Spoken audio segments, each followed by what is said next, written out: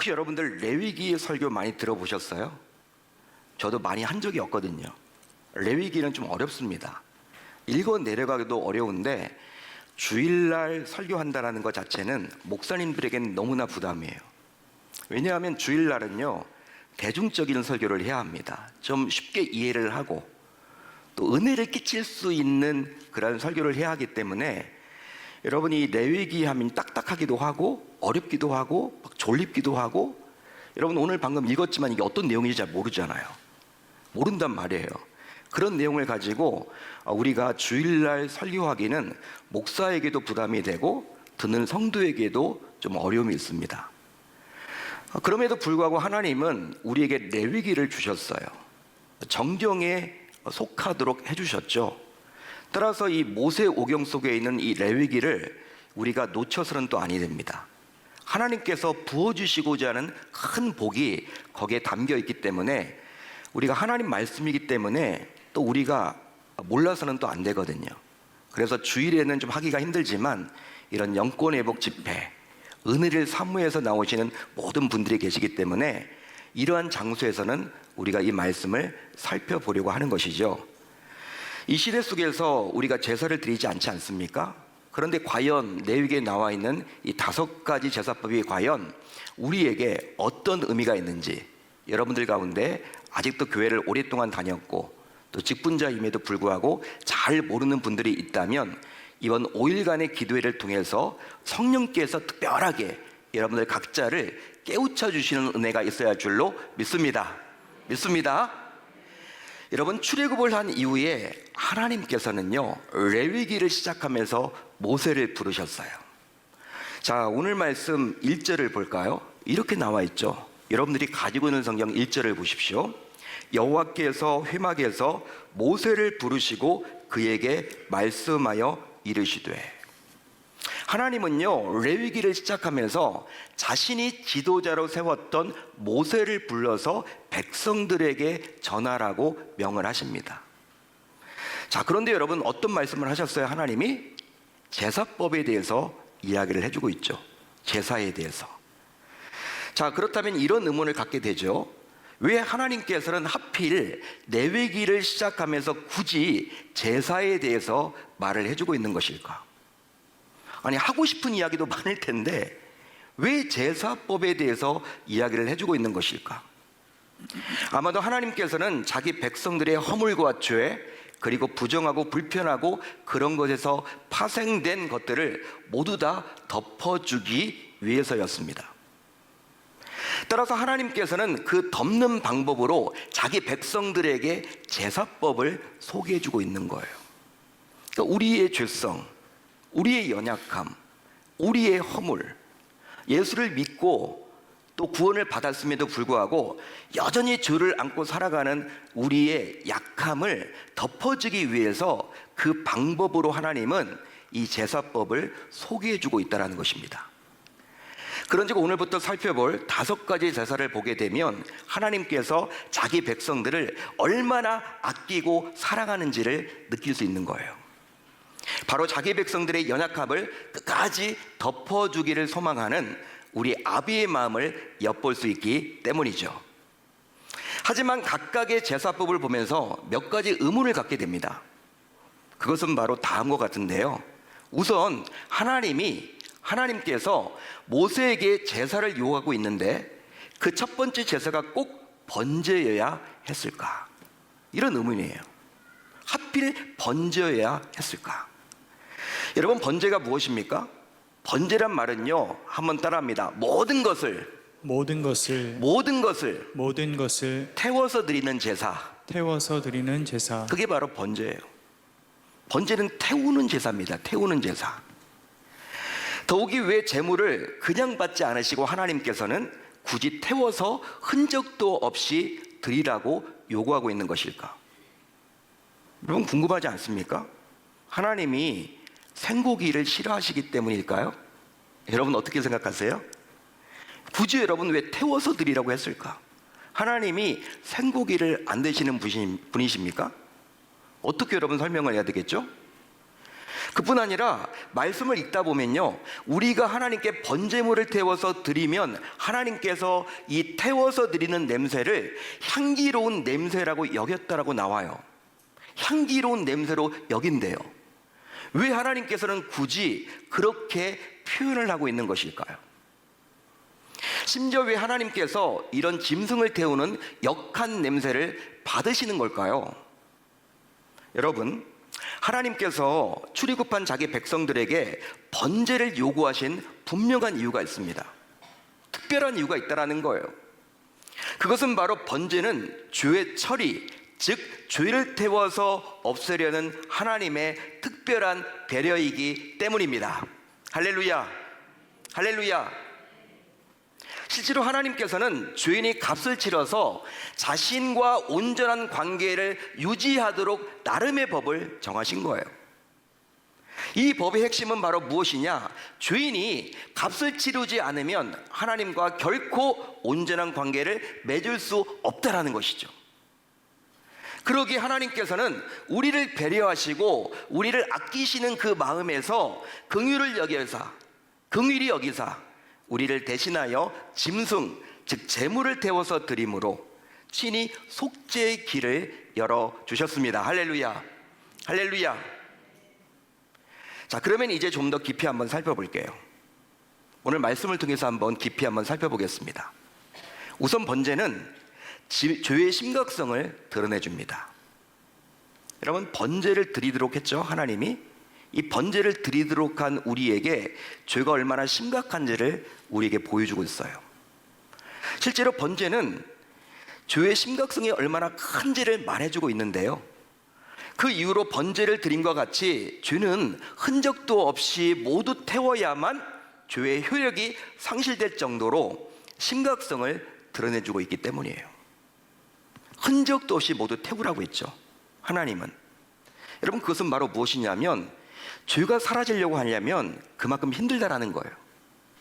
인간이 여러분 죄가 사라지려고 하면요, 그건 쉬운 일이 아니라는 거예요. 그걸 우리에게 보여주고 있는 것이죠. 번제를 드리라고 함으로 말미암아. 따라서 하나님께서는 이 번제를 통해서 우리에게 죄가 얼마나 심각한지를 다시 한번 말을 해주고 있습니다. 쉽게 말하면 제물이 흔적도 없이 태워져야 함을 보여주므로 죄인 역시 자기 죄의 처리를 위해서는 죄가 효력이 상실되도록 흔적도 없이 태워져야 함을 이야기해주고 있는 거예요. 할렐루야, 할렐루야.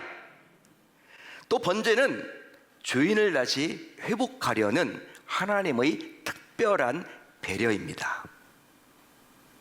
사실 죄를 지은 우리가 친히 죽어야 마땅하죠. 죄를 지은 자가 죽는 게 마땅해요, 여러분. 책임을 져야 되는 것이죠. 즉 죄인이 죽어야 하고 죄인이 태워져 마땅한데, 하나님께서는 죄인인 우리 대신에 짐승인 제물을 완전히 태워서 없애게 하사 죄인이 다시 일어나서 심지어 회복하고 재기하도록 기회를 주십니다. 한마디로 하나님께서는 죄인에게 또 한 번의 기회를 주시는 거예요. 할렐루야. 여러분, 기회를 주시는 거예요. 내가 죽어야 되는데 재물이 죽도록 함으로 내가 다시 한번 일어나도록 회복의 역사를 하나님이 만들어 주시는 것이죠. 또 번제를 통해서 죄인인 우리는 하나님을 기쁘시게, 즉 하나님을 만족시켜 드립니다. 레위기에서 하나님을 기쁘시게 한다라는 이 말은요, 다른 의미가 아니라 무슨 말과 동일하냐면 하나님을 만족시켜 드린다라는 말이에요. 하나님을 기쁘시게 한다, 이 말은요, 하나님을 만족시키게 여긴다, 이런 뜻이에요. 따라서 번제는 우리가 하나님을 기쁘시게 하고 곧 만족하게 하는 제사라는 거예요. 여러분들이 따라서 우리가 하나님을 만족시키고 기쁘시게 하려면 우리가 번제를 드려야만 하는 것이죠. 또 있습니다. 번제물의 냄새를 맡음으로 하나님께서는 죄인을 향한 진노와 형벌을 없애주십니다. 없애주세요. 즉 죄인을 향한 진노와 형벌을 면해 주신다라는 거예요. 자, 이제 여러분들 집중해 주십시오. 집중해 주십시오. 이 부분이 중요합니다. 여기서 여러분 우리가 한번 더 깊이 한번 들어가 보겠습니다. 곰곰이 생각을 한번 해봅시다. 그것은 바로 이 제물을 태워서 드리는 냄새가 과연 향기로운 냄새가 될까요? 여러분 어떻게 생각하십니까? 제물을 태워서 드리는 냄새가 과연 향기로운 냄새가 될까요? 답을 해보세요. 솔직히 짐승을 태우는 냄새이기 때문에 냄새 그 자체는요 향기롭기는커녕 역합니다. 역겨워요. 짐승 태우셨던 경험들이 우리가 없잖아요. 실제 여러분 짐승이 타는 그 냄새는요 역겹습니다. 하지만 하나님께서는 주인을 대신하여 번제로 드려진 제물의 역한 냄새를 맡음으로 그 역한 냄새를 맡으면서 주인에 대해서 몹시 기분 나빠하세요. 그게 하나님의 심정이에요. 한마디로 하나님께서는 그 제물의 고약한 냄새를 맡으면서 주인이 하나님 앞에서 형벌의 대상을 치르는 냄새로 여기며 기분 나쁘게 받으십니다. 기분 나쁘게 받으세요. 그러면서도 그 제물이 이미 태워져서 없어졌지만 하나님께서는 본래 주인에게 돌리려고 했던 그 모든 죄값을 제물에게 전가를 해버리십니다. 여러분 우리가 저주를 받아야 되는데, 우리가 죄를 지으면 하나님이 형벌을 받아야 되는데, 하나님이 그 냄새를 맡으면서 기분 나빠하시면서 그 하나님의 화를 어디다 쏟는 거예요? 나에게 쏟는 것이 아니라 어디다 쏟습니까? 그 제물에게 전가해서 쏟아버린다는 거예요. 따라서 우리가 죄를 짓게 되어서 풍기는 고약한 냄새를 하나님께서는 제물을 태우는 번제를 통해서 깨끗하게 여겨주십니다. 그래서일까요? 하나님께서는 그 고약한 냄새를 향기로운 냄새로 받아주시죠. 할렐루야, 할렐루야. 아직도 이해가 잘 안 가시죠? 아직도 잘 이해가 안 되시죠? 이게 어떤 말인지 제가 좀 더 쉽게 설명을 해드리겠습니다. 이 부분 중요하기 때문에 집중하셔야 돼요. 이거 놓치면 안 됩니다. 제물을 태울 때 나는 냄새는 결코 향기로운 냄새가 될 수 있다 없다? 없다라고 말씀드렸어요. 하지만 하나님께서는 주인을 대신하여 드려진 그 제물의 고약한 냄새를 맡으사 주인에 대한 자신의 감정, 즉 이 죄가 그리 고약하고 기분을 상하게 하는 나쁜 감정을 대신 드려진 제물에게 모두 다 쏟아버리시는 거예요. 그런즉 하나님의 편에서 볼 때 그 냄새 자체는 고약한 냄새가 맞아요. 고약한 냄새가 맞습니다. 하지만 주인인 우리가 자신의 죄를 태우기 위해서 제물을 대신 태워서 하나님께 드리기 때문에 하나님께서는 그 역한 냄새를 향기로운 냄새로 대신 받아주신다는 거예요. 여러분 믿으시면 아멘, 동기되시면 아멘. 이해가 여러분 되시죠? 따라서 우리는 결코 오해해서는 아니 되는 거예요. 여러분 오해를 해서는 아니 됩니다. 그것은 바로 무엇이냐면 우리가 소를 잡아서 하나님께 드렸기 때문에 하나님을 기쁘시게 했다라고 착각해서는 곤란합니다. 하나님은 우리가 드린 그 소라는 그 제물 자체 때문에 기뻐하시는 분이 아니에요. 여러분 소를 드렸다고 해서 하나님이 기뻐하신다? 여러분 그렇다면 우리가 하나님을 좌지우지할 수 있겠죠. 그렇지만 하나님은 그런 분이 아니십니다. 우리가 여러분 뭔가를 드렸다고 해서 우리가 여러분 사람들 사이에서는 뭔가를 드리면요 그 사람의 상대방이 기뻐할 수 있겠죠. 하나님은 인격적인 분이시지만 그렇게 유치한 분이 아니세요. 좋은 여러분 흠없는 숫소를 드렸다고 해서 하나님이 그것 때문에 그 행동 그 자체 때문에 기뻐하는 분은 아니라는 착각을 우리가 해서는 아니다라는 거죠. 솔직히 우리가 과연 소를 드려서 하나님을 기쁘시게 한다, 이건 말이 안 되는 것입니다. 실제로 진짜 하나님이 기뻐하시는 것은 무엇이냐면 우리가 그 제물을 드림으로 그 제물을 통해서 내가 하나님께 온전히 드려질 수 있을까라고 여기는 그 진실된 마음인 것입니다. 실제 하나님께서는 이런 마음을 기쁘게 바라보세요. 할렐루야, 할렐루야. 여러분 이 소를 드림으로, 내가 정성껏 마련한 이 소를 하나님께 드림으로 하나님이 나를 받아주실까? 솔직한 그 진실된 마음을 하나님은 기뻐 받아주신다는 거예요. 자, 그런데요 여러분들은 번제를 드릴 때에도 나름의 절차가 있음을 알고 계십니까? 나름의 절차. 자, 오늘 말씀 4절을 보세요. 자, 오늘 말씀 4절을 보시면 어떻게 여러분 시작을 합니까? 한번 따라합니다. 그는으로 시작을 하죠. 여러분 5절을 보세요. 무엇으로 시작을 합니까? 그는으로 시작을 해요. 6절을 보세요. 무엇으로 시작을 합니까? 그는으로 시작을 합니다. 자, 그런데 7절을 보세요. 7절을 보면 어떻게 시작돼요? 제사장 아론의 자손들은로 시작해요. 자, 그러면 처음 제물 위에 안수를 하고요. 제물 위에 안수를 하고, 그러니까 짐승이죠. 제물 위에 안수를 하고, 그 다음 제물을 도축하고, 또 번제물의 가죽을 벗기고 각을 뜨는 것은 과연 누가 할까요? 그가 할까요? 아니면 제사장 아론의 자손들이 할까요? 제사장 아론의 자손들의 영역입니까? 아니면 속죄자, 죄를 지은 그가 해야 할 일입니까? 여러분, 오늘 본문 나와 있잖아요. 방금 읽었잖아요. 누가 해야 돼요, 여러분들? 바로 그가 해야 되는 것이죠. 그가 해야 되는 거예요. 한마디로 죄를 지어서 속죄가 필요한 죄인이 해야 하는 거예요. 믿으시면 아멘. 성경에 분명히 그렇게 나와 있죠. 3절, 4절, 5절 통해서 이렇게 나와 있습니다. 6절을 통해서. 그래서 이제 번제를 드릴 때 절차 중에 하나가 바로 무엇이냐면 바로 속죄자가 제물에 안수해야 합니다. 여기서 안수는 바로 전가의 의미예요. 전가. 내 죄를 이 제물에게 전가한다라는 의미예요. 여러분, 죄를 지은 자가 이 제물을 끌고 와서 안수를 한단 말이에요. 먼저 죽이기 전에. 주인이 제물에 안수를 함으로 자기의 죄가 제물에게 전가함을 의미하는 거예요. 아주 중요한 여러분 절차입니다. 이 절차가 번제의 핵심이에요. 하나님, 방금 저는 도둑질을 했습니다. 제가 남의 물건을 훔쳤습니다.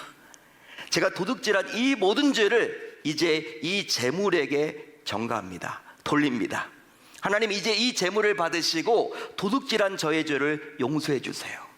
이제 저는 제물에게 제 죄를 전가했기 때문에 저는 더 이상 죄인이 아니라 자유롭게 살겠습니다. 여러분, 전가에는요 바로 이런 의미가 담겨져 있는 거예요. 이것이 바로 죄의 전가입니다. 또 속죄자가 직접 제물을 잡도록 했어요. 직접 제물을 잡도록 했다라는 거예요. 여러분, 우리 자신의 죄가 뭐가 이쁘다고 하나님이 받아 우리 자녀로 삼아 주겠습니까? 예수님 바라보고 예수님이 우리를 좋게 여기기 때문에 바라보는 거예요. 따라서 만약에 예수님 없이 우리가 하나님 앞에 나아갈 수 있다고 쳐도 하나님이 나를 보고 결단코 기뻐하지 않는다는 것이죠.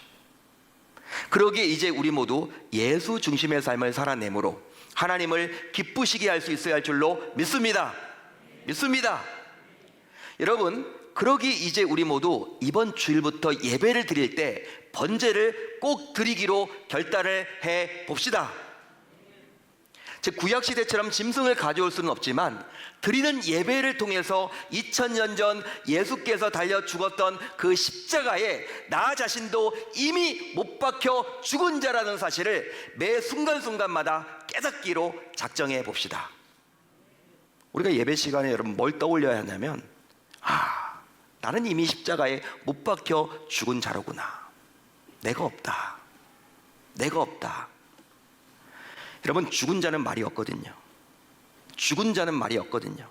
내가 하는 봉사도 내 힘으로 하는 거 아니에요, 여러분들.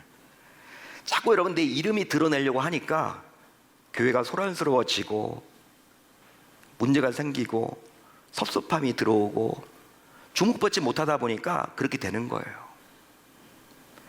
여러분, 나는 이미 죽었습니다. 번제를 우리가 드렸다고 하면요, 여러분 예배 시간마다 번제를 드린 분들은요 내가 없어요. 뭐든지 여러분 예수님만이 드러나죠. 봉사를 하더라도 예수님의 영광을 위해서 하는 것이죠. 내 이름이 아니라. 직분을 받더라도 그 직분을 통해서 어떻게 하나님께 영광이 되고 도움이 되고 이게 올려드릴 수 있을까, 그걸 여러분 생각하는 것이죠. 여러분, 그게 바로 번제를 드린 자의 모습이에요. 바로 번제는 나를 드리는 것이고 그 결과 불태워 죽는 것이기 때문입니다. 할렐루야. 그런즉 이제 주일마다 드려지는 예배를 통해서 자신이 완전히 죽었는지를 철저하게 매 순간순간마다 점검해 보셨으면 좋겠습니다. 저도 이제 그렇게 할 거예요. 여러분들도 그렇게 해주시길 바랍니다. 강단 위에서만 여러분 제가 이렇게 선포를 하는 것이지 강단 밑에 가면 여러분들과 동일한 죄인이에요. 똑같습니다. 예? 저도 그렇게 살려고 할 거예요. 여러분도 그렇게 살아보셔야 하는 것이죠. 그리함으로 바울의 고백처럼 나는 그리스도와 함께 십자가에 이미 못 박혔기에 이제 죽은 자는 말이 없고 또 주장할 수 없음을 기억하며 이제 매일매일 자신을 부인하고 십자가를 짐으로 온전히 주님을 기쁘시게 하는 진정한 주의 제자로서 살아갈 수 있어야 할 줄 우리 주님의 이름으로 축원합니다. 축원합니다.